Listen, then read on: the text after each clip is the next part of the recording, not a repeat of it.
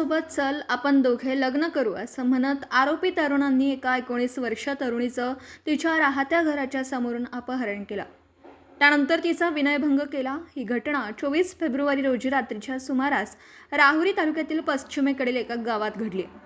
एका 19 वर्षीय तरुणी राहुरी तालुक्यातील पश्चिमेकडील एका गावामध्ये तिच्या कुटुंबासोबत राहते. 24 फेब्रुवारी रोजी रात्री 11च्या दरम्यान पीडित तरुणी तिच्या घरासमोर असताना तेथे आरोपी आला आणि तिला म्हणाला, तू माझ्यासोबत चल आपण दोघे लग्न करू. तेव्हा तरुणीने त्याच्यासोबत जाण्यास नकार दिला. तेव्हा आरोपी तरुण तिला म्हणाला, तू जर माझ्यासोबत आली नाहीस आणि माझ्याशी लग्न केलं नाहीस तर मी विषारी औषध घेऊन माझा जीव देईन आणि तुलाही जिवंत सोडणार नाही अशी जीवे मारण्याची धमकी त्याने दिली.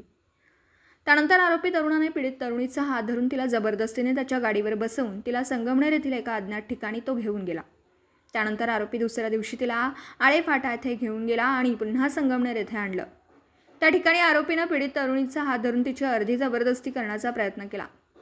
तिचा विनयभंग केला. तेव्हा तरुणीनं आरडाओरड केला असता आरोपी तरुण तेथून पळून गेला. घटनेनंतर पीडित तरुणीने राहुरी पोलीस ठाण्यामध्ये हजर राहून फिर्याद दाखल केली. तिच्या फिर्यादीवरून आरोपी ऋषिकेश विजय गाजरे याच्यावर अपहरण आणि विनयभंगाचा गुन्हा दाखल करण्यात आला. पुढील तपास पोलीस निरीक्षक संजय ठेंगे यांच्या मार्गदर्शनाखाली सुरू आहे. दीपक साळवेसह योगेश पवार, न्यूज 14 राहुरी.